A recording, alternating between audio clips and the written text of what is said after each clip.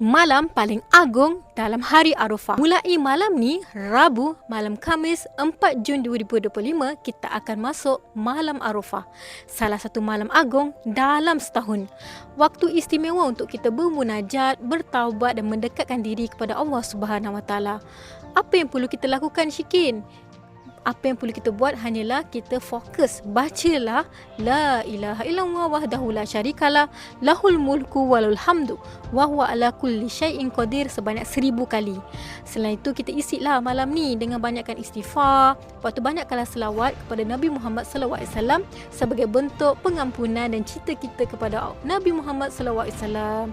Okey, jangan lupa sekali kita selitkan niat puasa. Dah halang-halang ni kita niat puasa Arafah pada hari esok, sebab puasa Arafah ni dapat menghapuskan dosa kita setahun yang lalu dan setahun yang akan datang.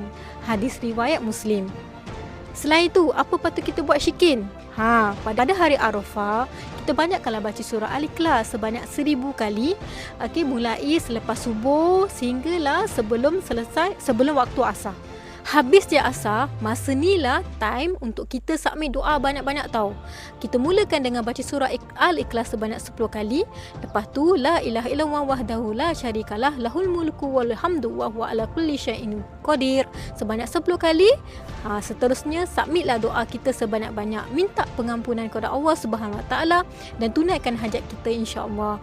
Pada ketika inilah kita bersama-sama dengan jutaan orang jemaah haji yang berada di Arafah turut berdoa minta pengampunan pada Allah Subhanahu Wa Taala dan minta Allah tunaikan permintaan mereka, hajat mereka.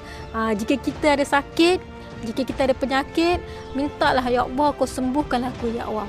Jika kita ada masalah dengan hutang, mintalah time ni lah kita minta kat Allah, ya Allah, bantulah aku selesaikan hutang-hutangku, ya Allah.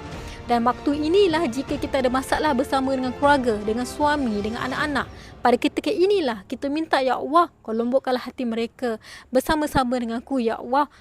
Dan kita bawa keluarga kita ke syurga, insya-Allah, pada satu hari nanti. Jangan lupa tahu, save video ni dan share video ni banyak-banyak kepada orang sekeliling kita supaya mereka pun tahu tentang kebaikan hari Arafah dan kita pun sama-sama berlistkan doa kita get ready untuk hari esok. Okey?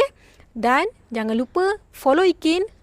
Semoga kita pun bersahabat dan kita akan dapat manfaat lagi selepas ini supaya Ikin dapat share lagi banyak video-video bermanfaat. Alright? Assalamualaikum warahmatullahi wabarakatuh.